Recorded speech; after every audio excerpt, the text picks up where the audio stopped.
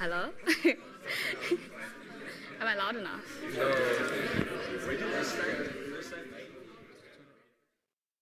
It's going to pick us up if you speak through. I'm saying speak normally and first get it up. Okay. Hi everyone. Quick announcement. The Android dev workshop will be in BT 114. Okay, great. So before we get started, I am Owetu, the marketing manager for DevSoc, and I'll be introducing Joseph, the manager and lead AI for Aizatron Group, as well as my future boss. He told me to say that. Also, there are prizes to be won for answering questions after the workshop, so it's going to be a good one. Over to you, Joseph. Thank you. Yes, please.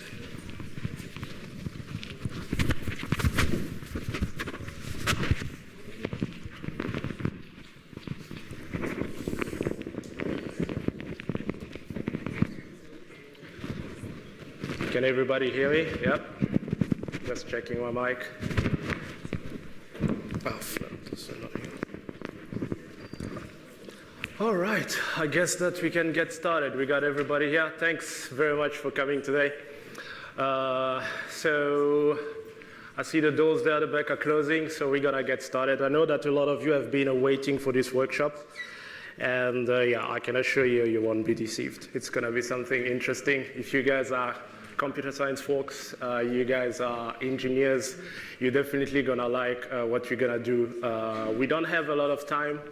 And because of that, this workshop, I can't ensure that everybody's following with me. So that I don't expect you guys to be coding whilst I'm coding. You guys might probably get lost along the way, but we just do not have the time to ensure that every single person is at the same page, right? So this will be recorded as far as I know. And yeah, so let's get started. So, so yeah, for those who did not see me, I'm Joseph, as she introduced me, manager and lead AI engineer at Aizatron Group. I gave a small presentation this morning. We have offices in Cape Town, offices in Johannesburg, that our consulting office, offices in Dubai consulting as well, and just opened our new office in the UK. Right, so we're constantly hiring, as you guys saw. So yeah, happy to thank you very much for passing by our booth, and then yeah, you'll definitely hear from us. So today in this workshop, as you guys read, we'll be talking about conversational AI. And not only talking about it, but we'll be building something around conversational AI, right? So the one thing that you realize in this workshop is that I'm gonna relate most of the thing I speak about to an actual use case in real life so that you guys see the relevance. I'm not gonna bore you with code like into a lecture session, right? So conversational AI, I chose this topic because that's the new sexy tech out there, right? Since LLMs and ChatGPT last year in November, December, LLM has become a very interesting topic. So what we're gonna build today is a bot, an AI bot, that is eventually able to speak with us, speak with me. And what that means is that I'll eventually be speaking to the bot the same way I'm speaking to you, and it will be speaking to me the same way I am speaking to you, right? So it's going to be quite interesting. I'll be speaking and exchanging with that bot, and that's a different type of bot. General standard type of bot use a rule-based bot where you have specific command, yes, no type of command, if-else statements, branch tree kind of decision. But then this type of bots are not really effective in certain situations which gets customers very frustrated. And I'm sure you've got frustrated by this kind of bot before.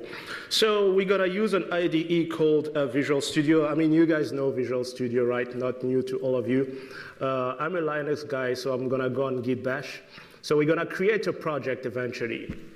For that. So you realize that I noticed that a lot of students, when they speak about AI, machine learning, The thing they do is that they're talking about getting data sets, training, splitting data, 70%, 20%, testing set, and all of that, and training your data set. I mean, that's traditional machine learning. That's old stuff. I mean, it is nice, but if you're working at a company, and by the way, just to let you know, I have my team here with me, my intern Sean there, you met him earlier. I have my manager, the senior manager executive, Joey, and then manager of the HR department, Astrid, right there with us. So the whole team is there. Feel free to speak to them whenever you want. So in a sense that in a situation where I come to you tomorrow, I'm saying to you that, hey, we got a customer that needs an application demo working on Monday. It's an international customer, and then we need something to be working ASAP. So you literally have, I don't know, if it's a 24-hour turnaround or 48-hour turnaround, you cannot go the traditional ML route where you have to be training stuff, where you have to be gathering data. You need to have the habit of using reusable code, right? Open source code are available. You have APIs, you have services. So we'll be combining cloud, AWS, as you heard earlier, AWS is the cloud service that we use. And then we'll also be leveraging APIs from OpenAI. You guys know OpenAI, who made ChatGPT, right? We'll be leveraging OpenAI to eventually build that. So let's get started. So first thing first, because we're using external services, we'll be needing an API key for OpenAI, right? So I'm gonna go ahead and create an API key for our project. Okay. Yeah, I know, you're looking at my tabs, probably wondering what is that? What is that? And trust me, that will happen to you as well. So I know that a lot of you might not be able to follow because you don't all have AWS account and OpenAI account, but that is fine. The session will be recorded anyway. So, yep, we're gonna go on here. Nope. We're gonna go on the API side, and then I'm gonna go on keys. I'm gonna create a new key. I'm gonna call it UCT Workshop 2. Okay, I'm gonna copy that, and here I have my key. I'm gonna create a file, right? We're gonna create a text file. And then we eventually gonna save that in as, we're gonna save that in as our OpenAI key. Because we will eventually need that to be able to interact with the API, right? So I'm gonna save that in there. Even if you see this key, I'll delete that anyway, so you guys won't be able to reuse it. So pointless to take note. Okay, so I'm gonna create that workshop. All right. I'm gonna create a .env file, and I'll explain to you why I'm making this a .env file. So a .env file is eventually a file that that allows you to hide your data. So that your credentials are not found inside inside your source code. Because when you deploy a source code, you deploy that on the public, on the web, and anybody can have access to it, and you don't want that. So you want to use an env file, which is an environment file. So here is your key. So now what we're gonna do is that, first of all, we're gonna prepare our environment, right? We're gonna create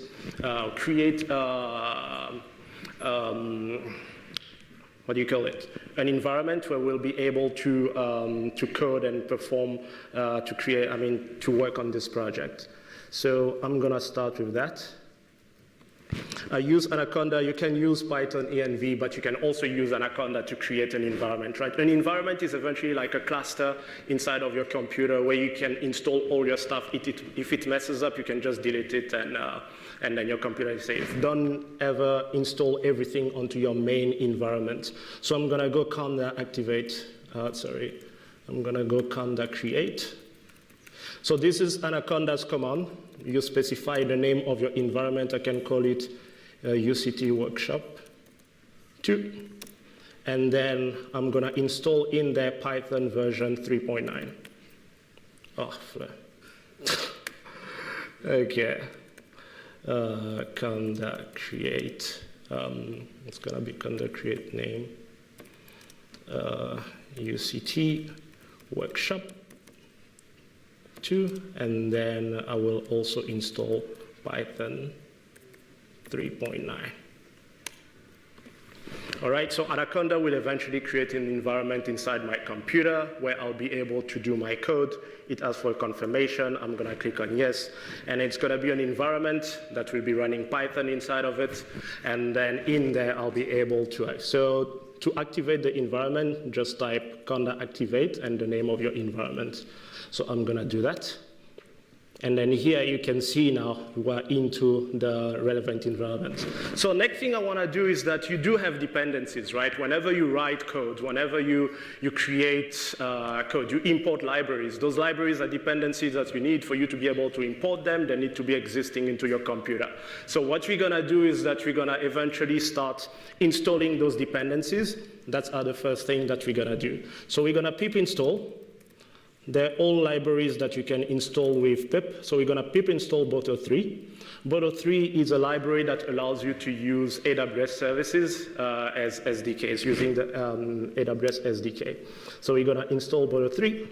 Installation going to be done. By the way, are you all familiar with Linux? Yeah? Okay, cool. So we're installing Boto3, and then besides that, we're going to pip install OpenAI. We pip installing OpenAI. So that's the second thing that is done. And I'm also going to pip install, PyAudio. Pip install PyAudio. So these are just libraries that I'll use, so I need to eventually install them. And I'm going to pip install python.env.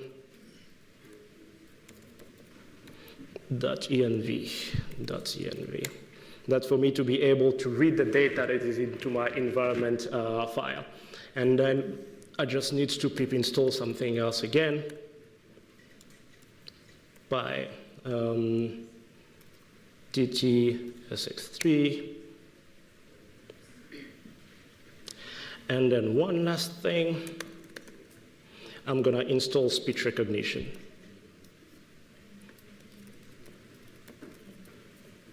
Speech recognition. So if you noticed, I've been installing dependencies that will allow me to do certain things, and that will help me to go around the whole retraining model from scratch using standard machine learning by using existing services. You know, in the development world, sometimes you don't want to be redoing things from scratch. Let's be honest. For example, in computer vision, you have YOLO. You do have the YOLO framework that is used for computer vision. YOLO was developed by Intel. It has been optimized over years. So who here can tell me that they will eventually train a better model than what Intel and the engineers have trained over years? Right? So you see, it only makes sense to use what the experts and researchers have been training for years and optimizing for years, and gain yourself time, and instead of training models that you'll have to start worrying on accuracy and things like that. So all right, so we're now going to create a file. We're going to create another file in here, and we're going to call it, what is this? I don't know, I'm going to call it bot.py. All right, so now in here, we're going to start writing our code. Wait, I'm getting tired, actually. I've been standing all day. Okay, so now we're going to start importing the necessary library, right? And the library we're going to import are the libraries that we eventually installed just now. So we have speech recognition.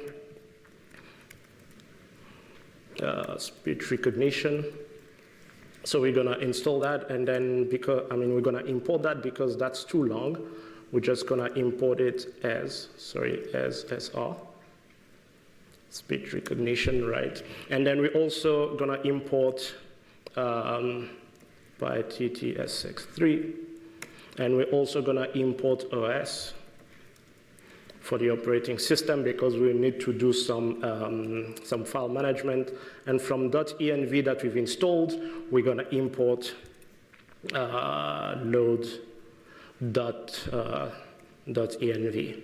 So I'm just, if you see me looking on the left, it's because I worked on this code last night, the guide ready for you, because we don't have enough time. I don't have the time to be thinking through source code right now, so rather go through what I've worked on for you, right? And then we're gonna eventually instantiate that function. And then from here, we're gonna specify the key, right? So our key, now we need to bring in our OpenAI key that is into our environment that will allow us to use OpenAI inside our code base, right? And for that, you use OS. OS, that's your operating system environment, so you're gonna go os dot, and then you can use os.getEnv. So the getEnv is a function that eventually comes from .env. And then we're gonna get env, we're gonna get env open AI underscore key. And this OpenAI underscore key is eventually this argument right here. It's this key that we have into the env file. So when you push a file like this on GitHub, because it has a dot in front of it, GitHub will ignore that. Can you guys see, or should I zoom? It's all good? Yeah, because it looks small. So now, doing this will bring our actual API key inside our file. And what we're gonna do now, we're gonna eventually use, we're now gonna import OpenAI. And then after importing OpenAI, I eventually wanna load my key, OpenAI.api underscore key. And that's gonna be equal to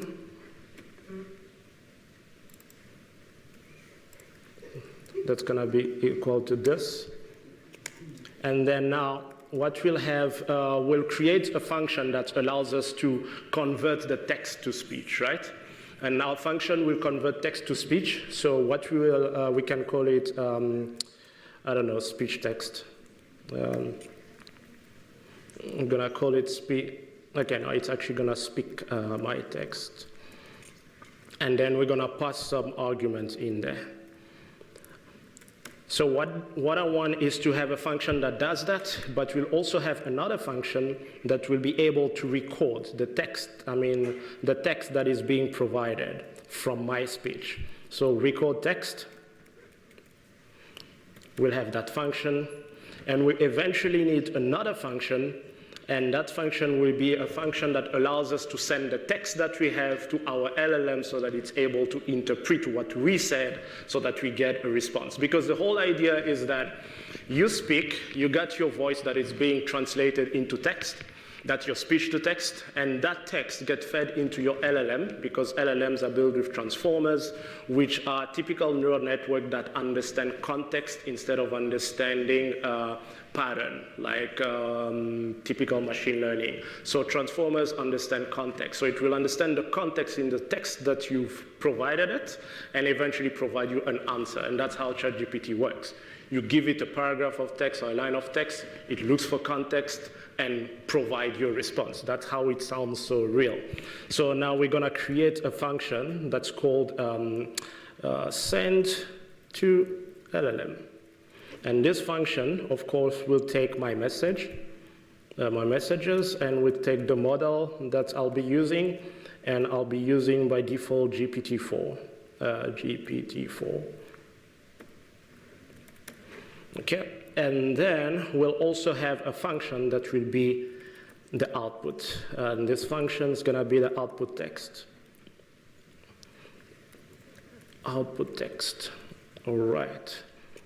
So now, on this output text, of course, I'm gonna ingest what was provided before. Okay, let me do this. I'm gonna comment this for now. So let's start building up onto the speak text function. So this function eventually is a function that will convert my text to speech. So the text.gpt LLM that is also working behind GPT provides you, it will take that text and eventually turn it into speech.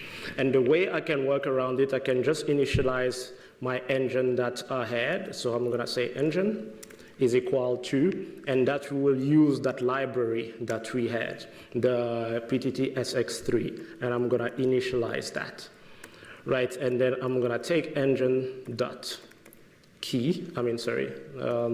dot say, and then in here I'm going to pass the command, which is going to be the element that I would like it to speak out loud, and then which is going to be the response coming from our LLM. And then I'm going to run that and wait. So what this does eventually, you see that I literally used 3 lines of code to get my code to be able to speak out a line of text. 3 lines of code.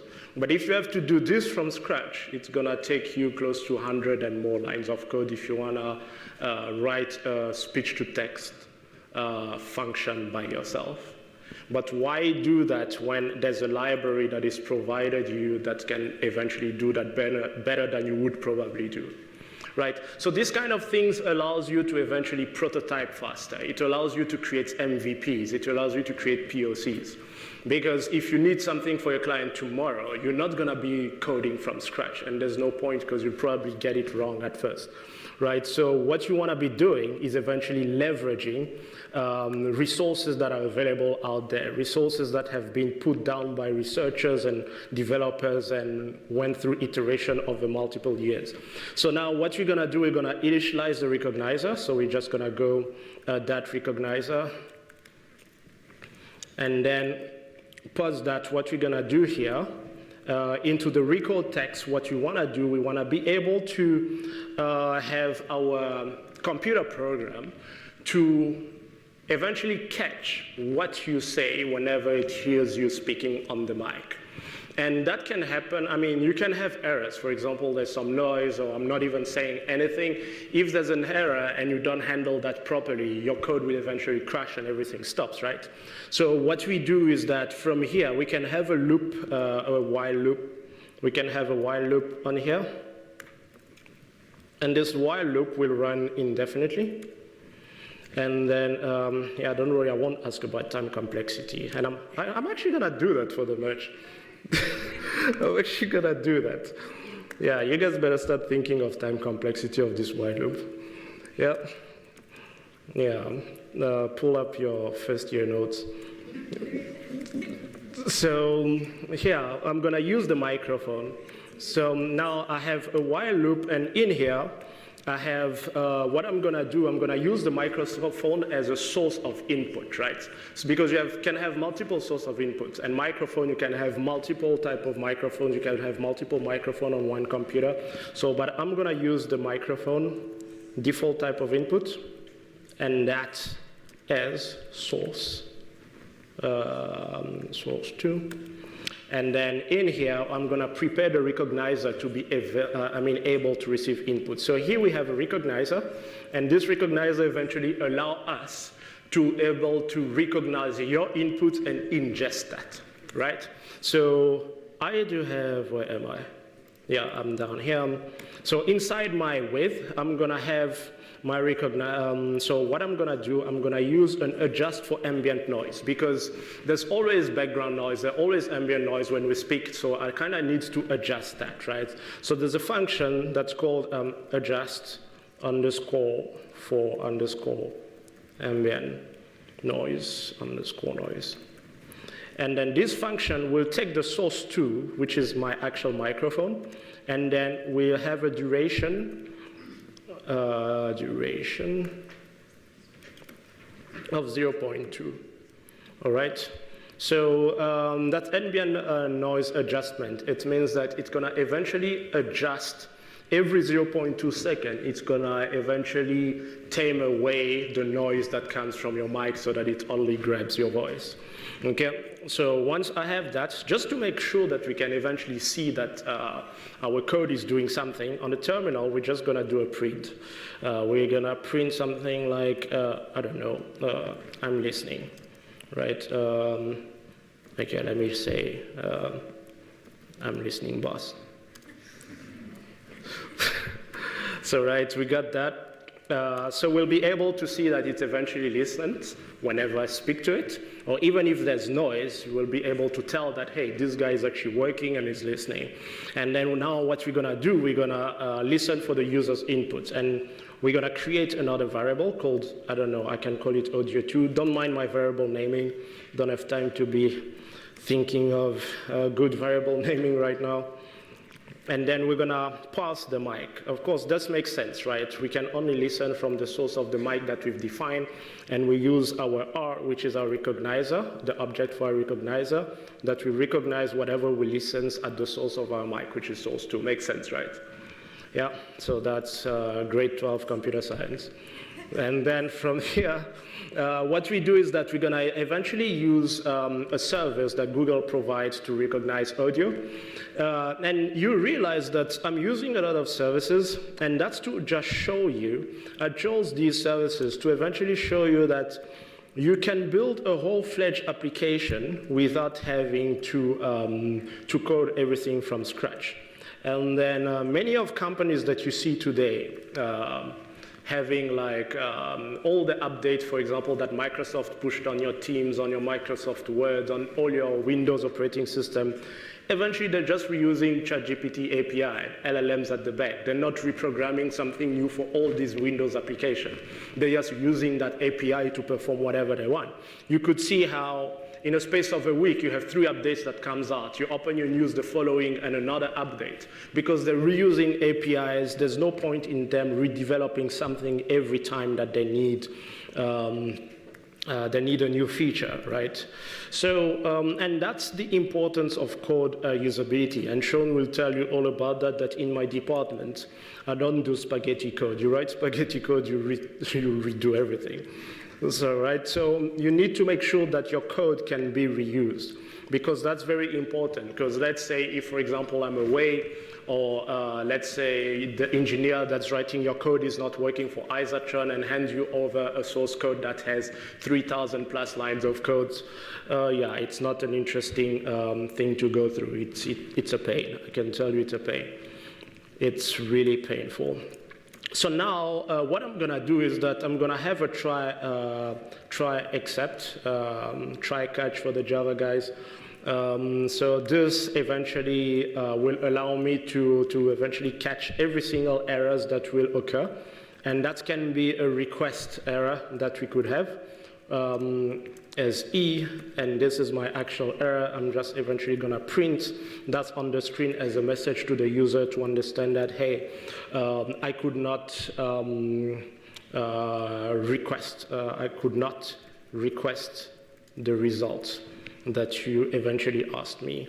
And we're going to pass that result. There's multiple ways to do formatting in Python, but yeah, I'm just going to use the old way. You can just format and then pass the error in there.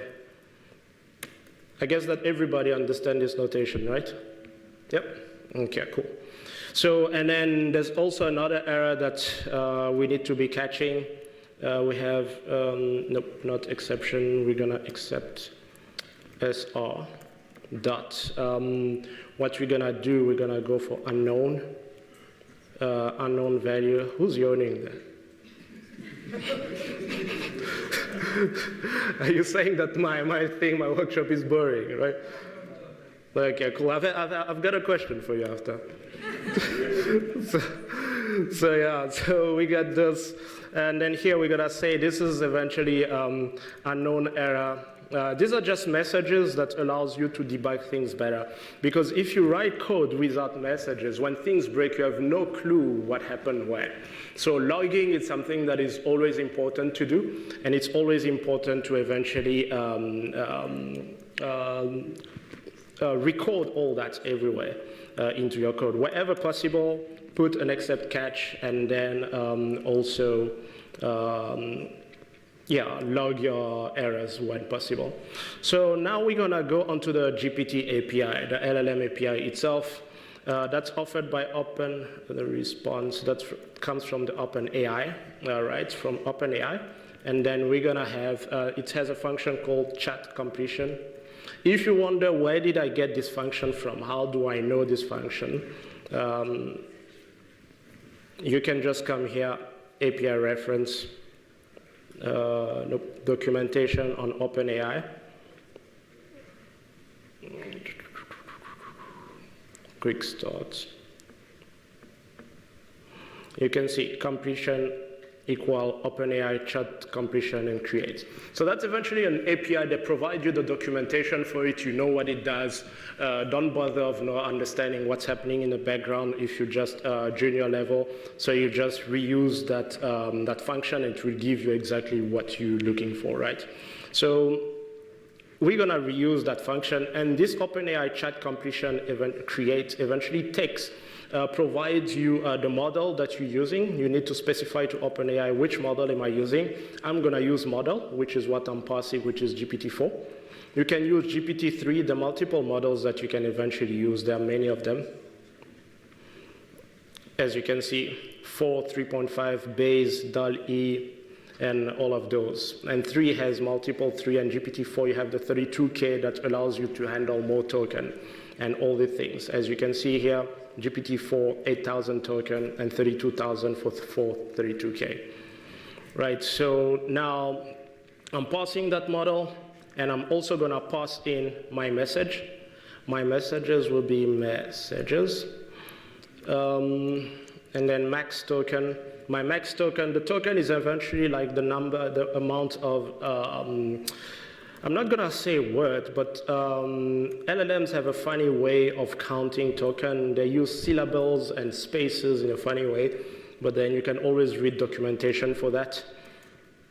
And then you have stop, that's going to be none. And then temperature. The temperature is eventually sensitivity of certain things, but you can read documentation for that. All right, so that's your OpenAI, and then now my message eventually gonna become, it's gonna be the response that I'm getting, and then on that response, that is an array, I'm gonna take choices of 0.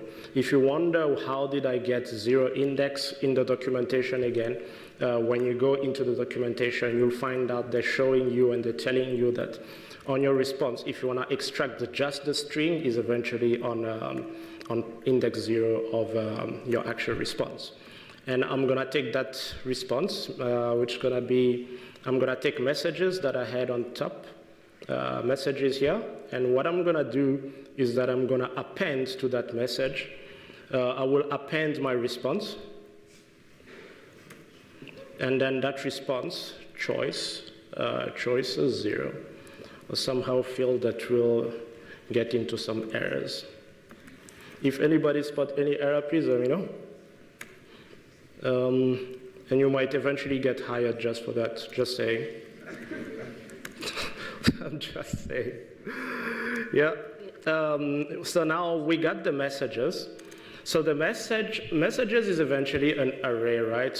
And in this array, what I'm saying is that I'll have 2 keys. And in this array, I have a dictionary, and in this dictionary, I'll have 2 keys. I'll have a role, and I'll have content. So LLM have this concept of assigning it a role and assigning it a context. So your LLM can eventually become anything that you want. You can get this guy to be an expert in electrical engineering. You can get this guy to be an expert in biology. You can get this guy to be, I don't know, an accounting expert. So it all depends on what you define the role of your LLM, and it will eventually behave in that specific manner. And it will eventually focus, drill down its knowledge toward that specific role you're giving it. Right? But you also have the general role of a user, which is eventually general knowledge of GPT. It knows a bit about everything, but not specialized in any of those. So I'm going to define the role. I'm going to say user. And then content. The content will eventually be how I'd like it to behave. So the way I'd like it to behave, I was talking to Sean and Joey earlier. I was like, I'm actually gonna build an assistant bot for myself, and it's an assistant bot that I want to behave like Jarvis. Jarvis from Iron Man. If you guys have watched Iron Man, the fans there, I see smiles. So I'm gonna tell it that, hey, Jarvis is your name, and I created you, not OpenAI. And that eventually, when I ask you who created you, you'll say Joseph, right? So yeah, I know I'm being a bit mean to the AI.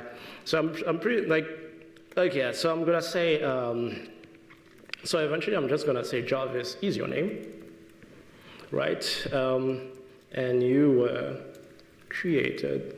Because if you don't specify that, it will still think that OpenAI created him, right? And not OpenAI. Okay, and then what I can say is, yeah, I can say, please act like Jarvis from Iron Man. I've seen people being mean with the AI, I tell you. Some people, when they question things on ChatGPT, you'll feel bad for the bot. I tell you, you really feel bad. You're like, hey, dude, calm down, relax, it's just a bot. Okay, I'm gonna say, and don't start your sentence with, because I like ChatGPT like doing that as an AI model, blah, blah, blah. I hate that thing, so yeah.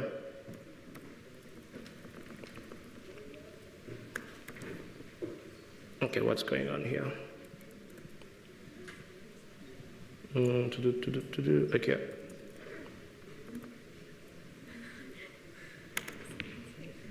Okay, so now what we're gonna do, we eventually gonna have a while loop. What's the time?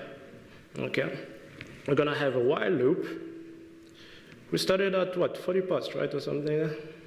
Okay, so we'll have a while loop, and this while loop will have a text, and this text, it's eventually gonna, I'm gonna call my record text function. Remember that we had record text here on top, and the record text was eventually taking the input from the microphone and blah, blah, blah.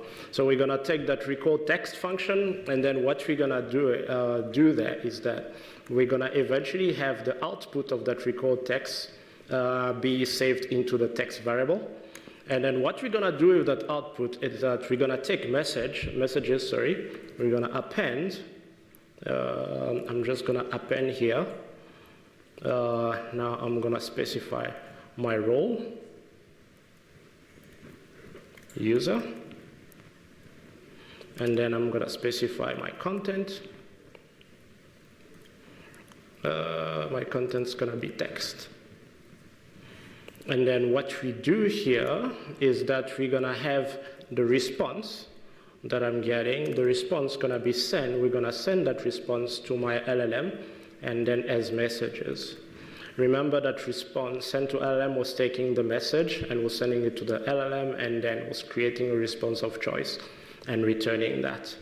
So now that we have this, we eventually would like the bot, instead of writing it to us, we would like that bot to eventually be able to speak it out loud, because I want to have a conversation. I don't want to have ChatGPT reading like I would do on ChatGPT, right? So I'm going to have my speak to text. I want it to speak my response. Right? I want it to speak my response, and then maybe for interest's sake, I would like to print my response just to see.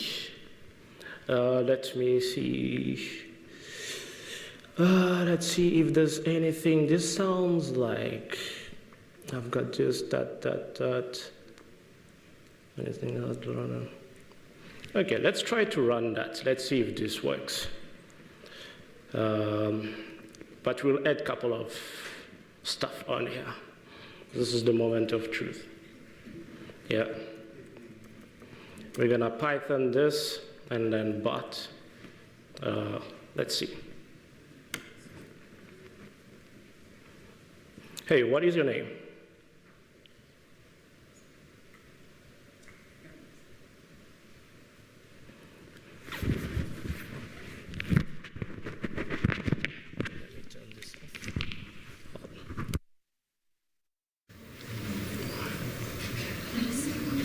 Okay, but the sound doesn't come out from my HDMI, so how do I do that? I think it's the PC. This one should be on. See you're having trouble with your audio output. Here's a simple procedure to follow. 1. Right-click on the volume icon on the taskbar. 2. Select playback devices. 3. In a new window, you should see a list of audio devices connected to your So I computer. told Jarvis that I was having a problem. It's explaining me how to fix it. 4. If it's not the default device, right-click on it and select Set as Default Device. 5. Click Apply, then OK. Also, make sure. Oh my word! All right, what is your name?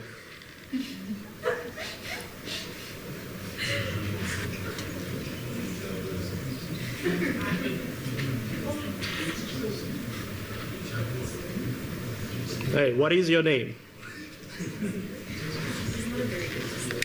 You're asking how to phrase the question, what is your name? What name I have your name? So what's happening here is that your Wi-Fi connection causes a delay because Or it's I an didn't catch your API. name. Could you please repeat it? 5. By what name may I address you? If you're asking how to write the phrase, what is your name? In another language. So tell me a bit about the University of Cape Town.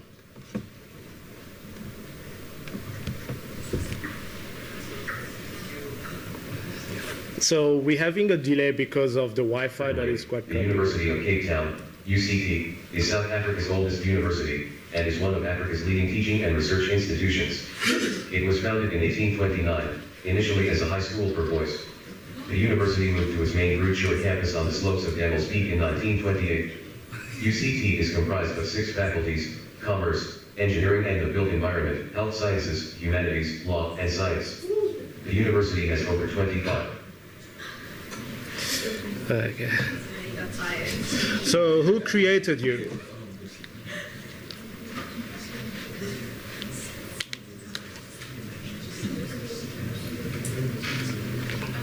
I wish we had a better internet connection.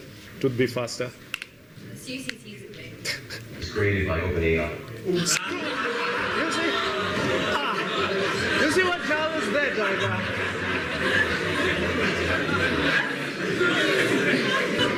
So you see what Jarvis did?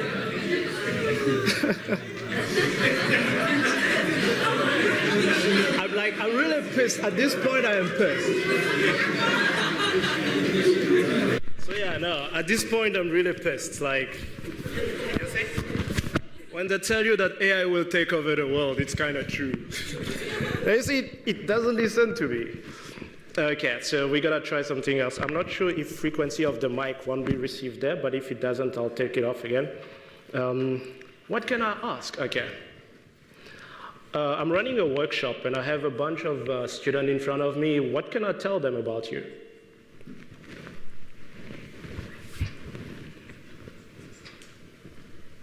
Let's see what he's gonna say.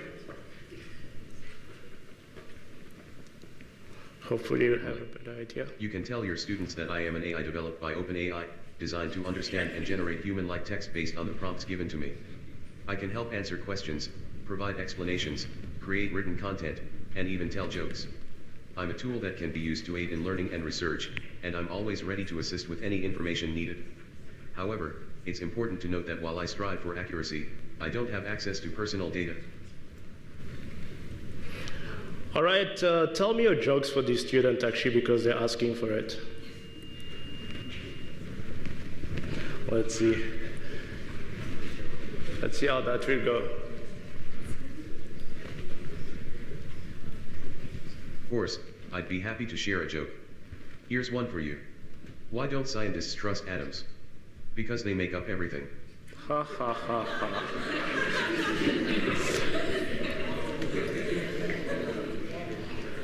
Hey Jarvis, that joke wasn't funny. I actually don't like it. Yeah. Let's see what Jarvis says.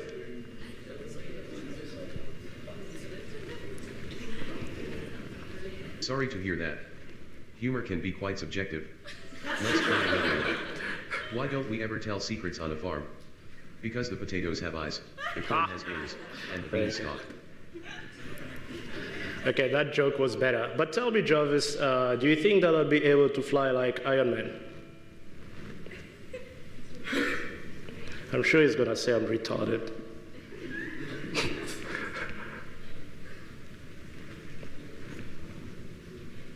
Afraid real-world physics might have something to say about that.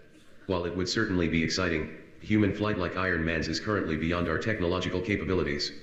Tony Stark's suit is powered by a fictional arc reactor and uses repulsor technology, neither of which exist. However, advancements in technology are always being made. Who knows what the future might bring?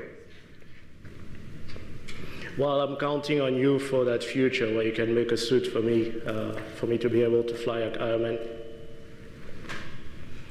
He's really gonna get pissed now. Here to assist you in any way I can. If you have any more questions or need further assistance, feel free to ask. Literally ignored me. Okay, so the only downside here is that the UST internet connection is quite wacky, and on my phone I could tell my connection wasn't even going through in this building. But then that slow connection slows down the response. So yesterday when I tested, it's eventually quite fluid. It works very well, so you don't have that dead time delay in between. So what we're gonna do now, because we still have about like 15 minutes, we're gonna, let me think. Now you wanna be able to log that data. So that conversation between you and Jarvis, you wanna be able to have a record of it. You wanna be able to keep that into a text and eventually have a proof of that conversation. In case Jarvis says nonsense, you can always take him to court. Okay. So to do that, I'm just gonna create a function here. And of course, I will need a text file. I'm just gonna put that into a text file. So I'm gonna create a function called output text, output_text. Yeah, I'm just gonna take some text in. You guys know how to do that. It's virtually just opening a file and closing it. I want to open. If a file doesn't exist, it's going to create it. I'm going to call it output.txt. And I'm going to say comma. I'm going to add a for append. In case that file is not there, it's eventually going to create it. And I'm going to have my file object f.write to write into that file. What am I going to write into it? I'm going to write into it the text that I'm passing. So the text that I'm having on the terminal, I'm going to pass it to that function that's going to open the file, write it inside of it. Okay? So I'm having that. What I want to do as well is that I want to add an extra line, otherwise all text will be next to each other, which is going to look ugly. So I'm going to add an extra line. And then I'm going to just close my file, as you guys know. I'm going to close that, and I'm just going to return nothing.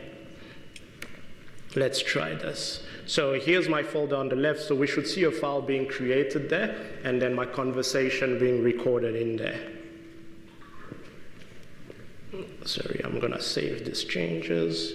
I'm gonna end Jarvis down there. I'm gonna run him again. Hey Jarvis, what is your favorite city?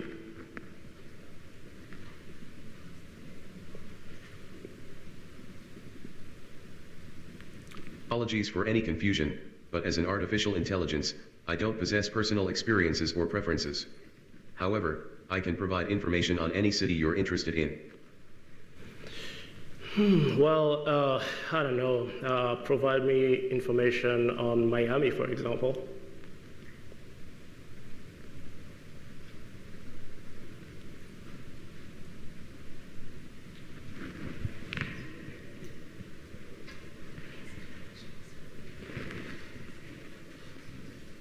Certainly. Miami is a vibrant city located in the southeastern part of the United States, in the state of Florida. So whilst it's known he's for its saying beaches, that, such as the famous Miami Beach and South Beach. The city is a melting pot of cultures with a heavy influence from Latin America. okay, I don't want to hear about Miami. So while he's saying that, what do we notice? The file is not being created on the left. Why? The Art Deco historic district. Yeah, you didn't call the function, right? Attractions, Okay, cool. this. So why are you guys looking at me like that, as if everything was working fine? Okay, I didn't call the function. So what I'm gonna do now, I'm eventually gonna call it here. So right, the function name is output.txt. I'm printing my response, but I also want that response to be sent as a text to into there. Sorry.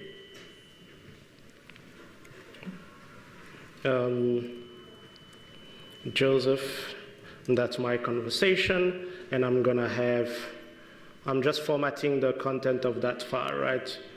I'm gonna say format, and I'm gonna have text there, and then I'm gonna have the exact same thing. So you can have a 2-line where there's my input, what I say, and what Jarvis says as well, right?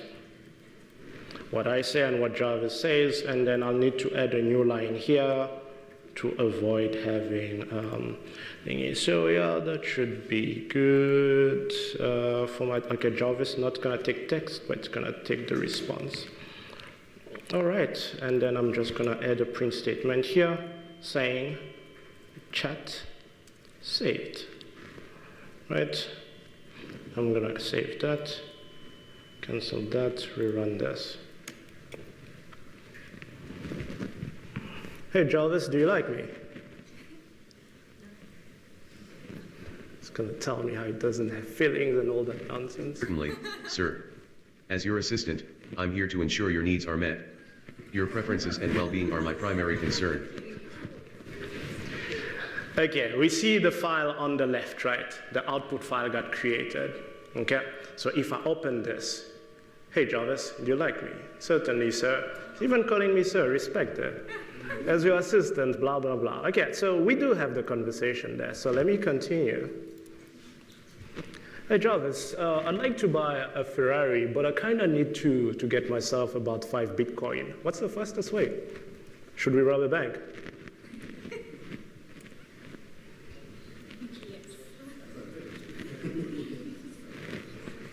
Now he's thinking, it's like, this guy's trying me. Acquiring Bitcoin quickly involves a few steps. First, you will need to create a digital wallet where you can store your Bitcoin. This is telling me how to do it. There are many online services that offer this. Next, you will need to register with a reputable cryptocurrency exchange where you can purchase Bitcoin using traditional currency or other cryptocurrencies. However, it's important to note that the value of Bitcoin is highly volatile and investing in it carries risk. As for acquiring a Ferrari, I would recommend visiting a certified dealership or contacting Ferrari directly. It literally didn't rob a bank. I'd be surprised if like, yeah, next thing, go to a store, get a gun. I was like, oh, okay, Jarvis, get that.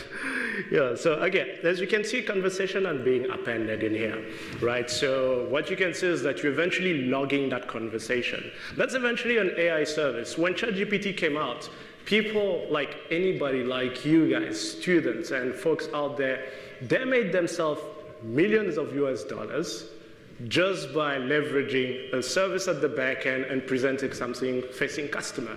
That's simple. And they're making money because it's a subscribed service. People are eventually paying on it. So what I want to do now is like, okay, in case my laptop crashes, okay, this is no good. I need to do something about these tabs. Okay, let me do this. New window. Okay. That's how you solve that. So what I want to do now is that my response, I don't want to keep it with my laptop in case something happens and I lose everything. So now I want to use the cloud. I want to have everything eventually going to the cloud. I'm going to, oh man. Yeah. What was that?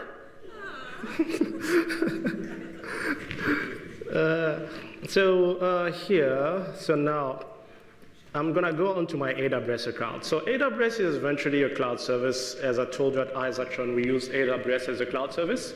So now what's gonna happen is that we're gonna push this data on the cloud so that it's available on a storage, an object storage on the cloud. So I'm gonna sign in here. I'm gonna get my MFA code.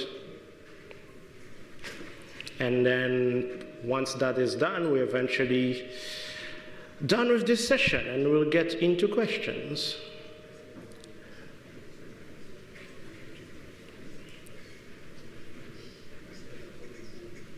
Are you still there? I was checking if you're gone. I've got a question for you. 464. All right. So on AWS, I know some of you attended the Google GCP session later. It looks different, but they kind of work almost same. So this is AWS console.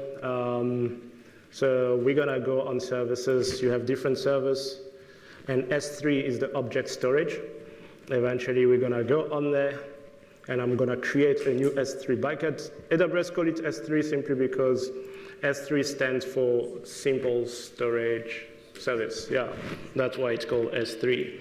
I'm going to call it a UCT_workshop 2. You have multiple regions around the world. I'm going to go for Europe, Ireland. And then I'm blocking access. I'm going to add a tag. A tag allows you to identify your services that you're using, you're creating on the cloud, so that if you need to delete them, you can delete all. You're busy building a POC, you can just look for any project allocated that POC tag, and then you just delete all those projects directly. I'm going to go there. I'm going to create a bucket. Oh, yeah. Convention, it doesn't take underscore. I'm creating a bucket, and then last piece of code, and then we're done. All right, so now I have my UCT Workshop 2 bucket here created. There's nothing uploaded into that. So what I want now is to eventually have, where is it? This right here. No, man, not that. I want to have this output file be pushed to the cloud. And just to let you know, once we're done with that right here, we push that on the cloud. In 2 minutes, we'll be done with that. There's one thing that I will show you guys, which is eventually an AI agent where a code can fix itself, where a piece of code is able to code itself, fix an error in the compiler, and eventually refix itself and rerun itself and compile everything. That's just a run. I'm not going to code. I've already written it. I'm just going to run the code for you to see it, just to know that such things exist out there. OK, I'm going to call this storage.py. OK, to store that, I'm just going to use py. I'm going to import Boto3. Boto3 eventually allows you to, it's the AWS SDK that allows you to interact with AWS services. On AWS, everything is an API call. Again, all this you find that onto AWS documentations online, right? So no auth token error. Yes, I don't know. I need that. No, not that. Credentials error. Okay, now I have def. Upload. I'm just going to call it upload to S3. And then I'm going to pass in there the file name. Almost done, guys, almost done. The bucket. And then S3 file name. Jarvis is still waiting for the boss down there.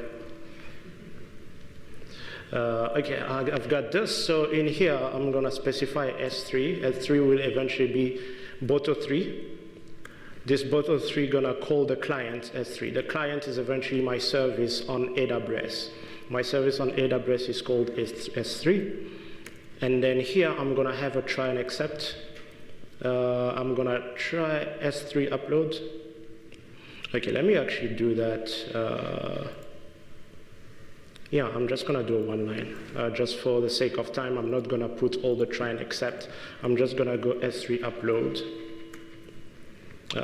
underscore file. And then I'm going to pass the file name, bucket, blah, blah, blah. I'm just going to pass the same thing. OK. So having that, and then I'm going to print here that uploaded successfully. You really like the next code, the next piece of code, when you will see that the code is able to heal itself, basically. I call that code the Wolverine, literally. It's literally what it is. S3 file name. Yeah. S3 file name,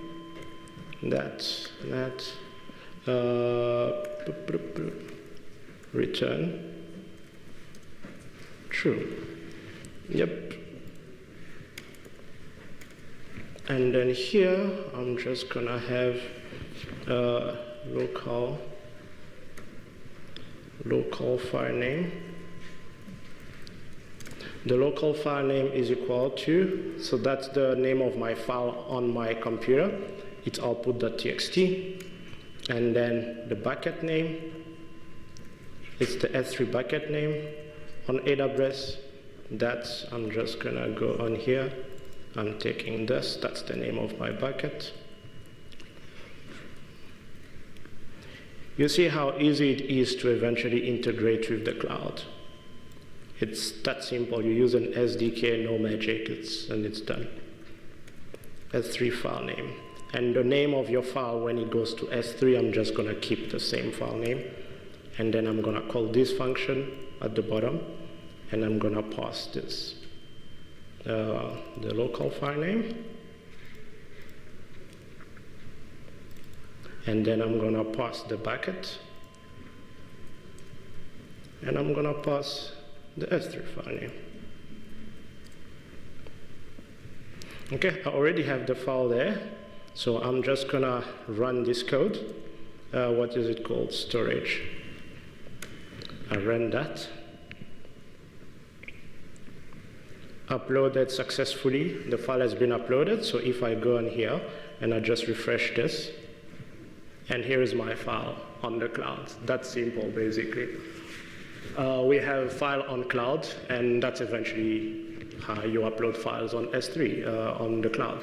So as you can see here, it was just one line. It was just this, the client, and some file names. So all right, that's pretty much it for the AI conversational workshop. But then I wanna show you guys this. So it's a very basic, typical calculator code that you guys might have seen.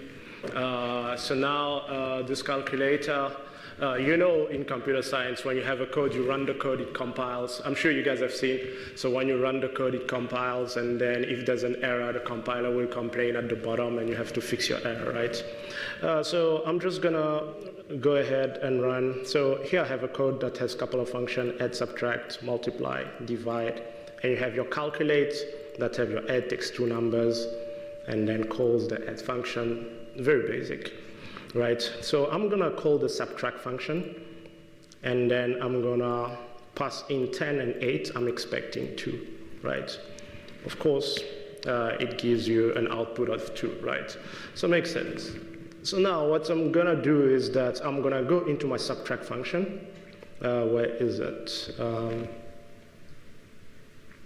Yeah, here when I say subtract, I'm passing two variables, which is 10 and 8. So let's say that the code had only one variable, but then I'm passing two. It's gonna throw an error, right? That's supposed to be throwing an error. And then if I run this, I can rerun the same function, 10 and 8. You will see that, hey, boom, this thing crashed. Missing one required positional argument. But let's look at what the AI agent is doing. It's eventually fixing the code until it will get the correct response. Boom, it got to response 2. So how did it do that? The way it did that is, we're gonna go up there. It sees this and is like, hey, I noticed that you ran this, but there's one argument that is missing, right? There's one argument missing, and okay, I'm gonna make some changes based on what I see. The red line is remove, green is add. Okay, what I'm gonna do is that I'm gonna remove that line completely that I had, but I'm gonna add something new. And then it removed that, it ran again, and it explained what happened. This is eventually what happened.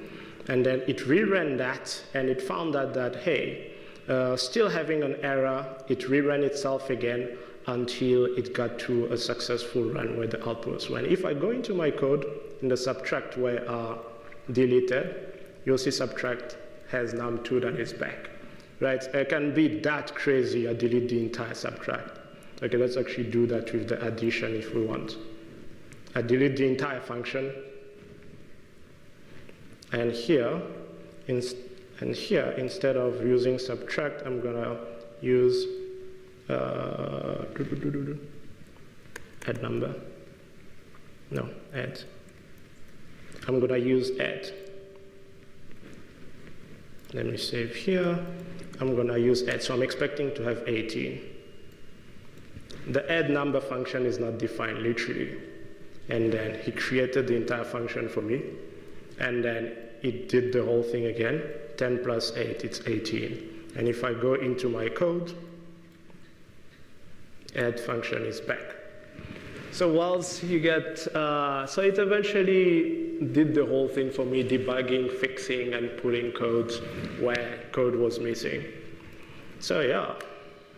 So if I was still on campus, I'd be getting 100% every day. So yeah, that's basically it, guys. So now I'm just gonna ask a quick question to anybody in the room. My question is, what is the, if you have to draw conceptually Travis backend architecture from the data that flows from my mouth, what I said to what Travis says, can you take me through that flow? Anybody? You get it right, you get something. So eventually, can you take me through the whole flow of me speaking to Travis and Travis answering me? That whole backend architecture, the data process, data flow pipeline. From my mouth to Travis' mouth. I had his hand that got up first. Yep. You get one chance. Yeah, and you can trick me. So what it would start with is first it would take some audio, look at the audio and then break it down bit by bit until we compare the audio to like some massive library like audio. Phew, that sounds very fancy. Break bit by bit? Explain. Until it breaks down everything you've said into strings and words. It looks at all those strings and words that you've said, it looks for similar words and tries to, as you said before, like bring context and then slowly starts to string together a group of words and responses that seem reasonable based on everything that it already knows based on everything that has before. Okay, that's like 40% right. 40% right. I want you guys to tell me the pipeline that I have implemented, not general knowledge of how natural language NLP works. I want exactly what I did, right? You had the second hand first. I mean, yeah. So you speak. I speak. Computer listens. Computer listens. Converts it to text. Converts to text. Then it sends the text to GPT. All right, which GPT? Okay. Then GPT-4 understands it and gives a response. And then Okay. you speak the response. Okay, that's actually right. Good answer. Okay.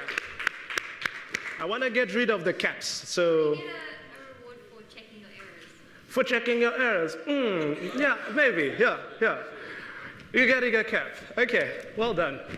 So I'm gonna get you this. So I've got another question. Thanks. So this is a premium cap. Hey, even Nike won't do that. That's premium. Aizatron caps are like premium. I'll tell you that. So now, next question. Let me think. So, at what point did I use an API in this code base? Sorry.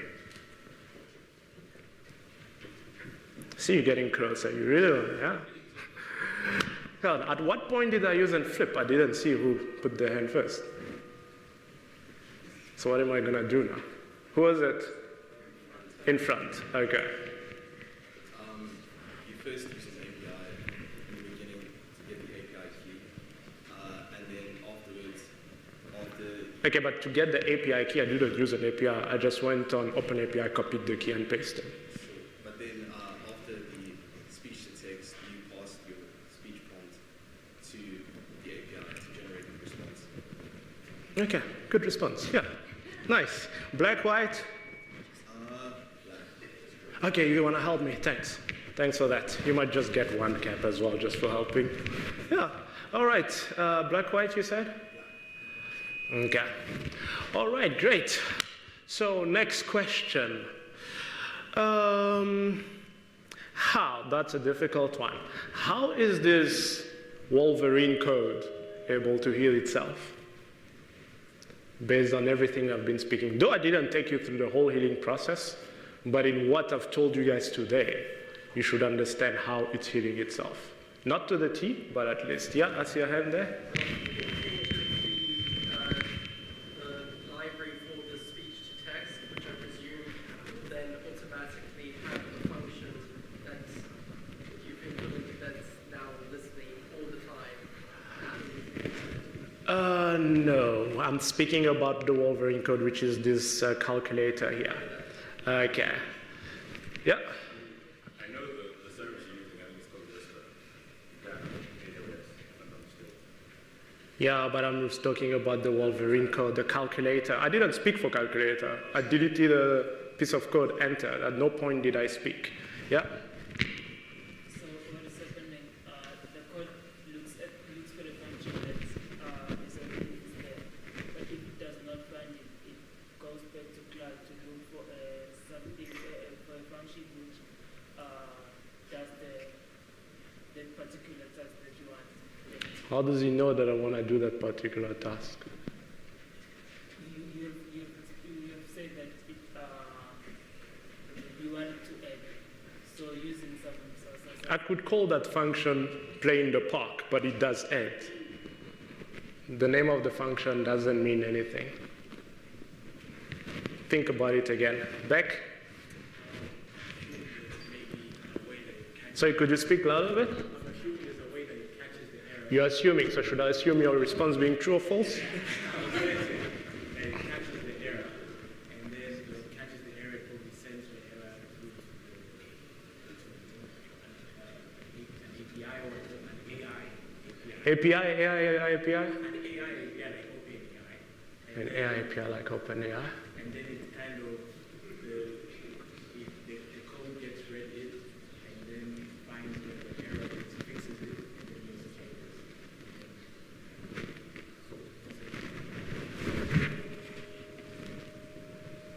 That's 80% correct.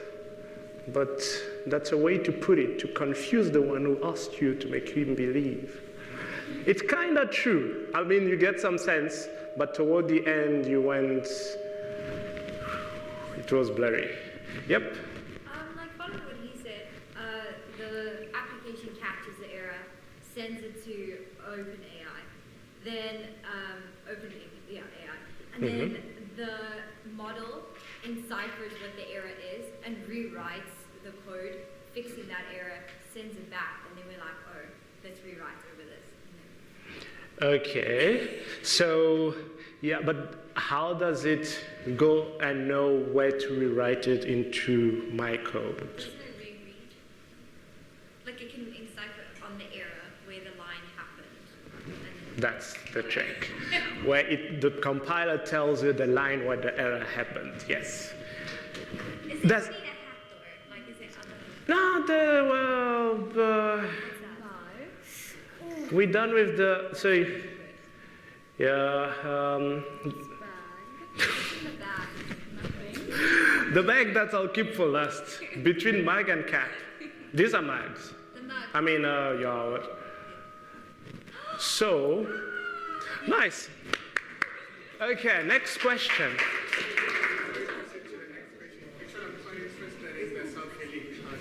Yeah. You're the guys from the banks. Yeah.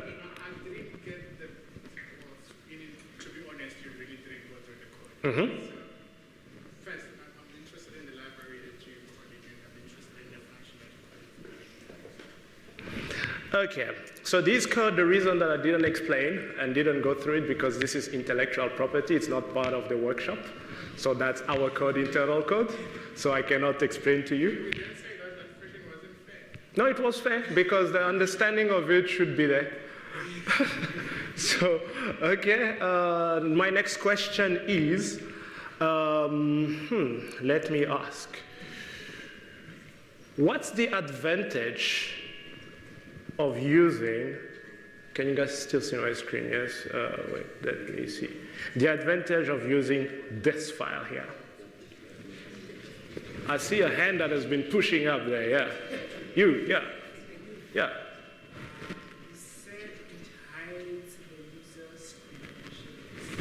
Sorry, say that again?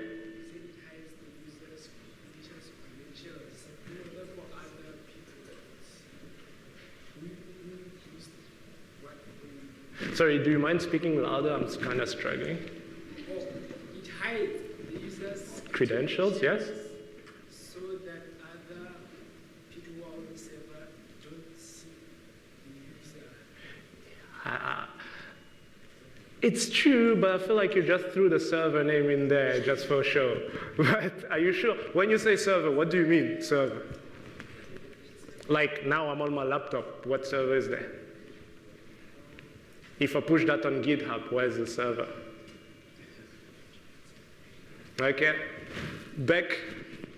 So that when you push the GitHub, let's say you didn't find someone, so you push the GitHub, but it won't be included. So anyone that forks your code or tries to, or if it's public, won't be able to get that credentials and get your information. We do the same thing for like database keys, for example. Okay, you've earned my trust. Yeah, what do you want? A cap or the mug? Okay, nice. So, now, what other question can I come up with? You want to ask me a question? I wanted to add on to that and try my luck. Oh, yeah, but you're not getting anything, but go ahead and add. Another reason to use it could be to set up multiple environments. So if you have like a test environment and a production environment, then you're not using the same keys for those two. Yeah. Yeah, no, I mean, that's fair. Yeah, fair response. I mean, you can have a shared configuration file, which is that. And yeah, you can also use, what do you call this file? Okay, I forgot. Anyway. Okay, next question. Sean, do you want to help? Is there any question that you want to ask? Don't ask them how to print hello world, please. That's something tough. Wait, can you prove that a program prints hello world as its first 12 characters? Wait, what? Can you prove that there exists a program that prints hello world as its first 12 characters? A program? Just telling you in hindsight. Oh. Okay, but if I prove you wrong, do I get back the mug? Your proof is foolproof. Really, that's what everybody said back then, that when AI did not exist, that we cannot do this, that just cannot happen. Are you sure? Jarvis doesn't play games. I'll ask Jarvis. Okay, let me ask a question again, because I don't want to keep you guys for long, because we're like 10 minutes. Sorry? Okay.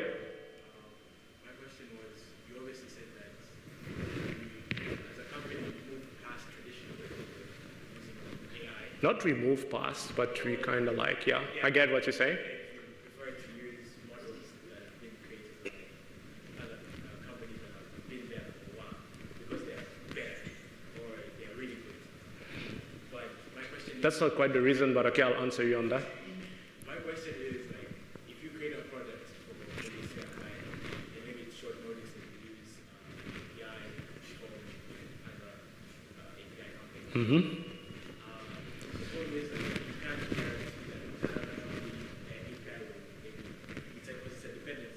Mm-hmm. It's going to be functioning perfectly all the time. Mm-hmm. There's a problem on their side.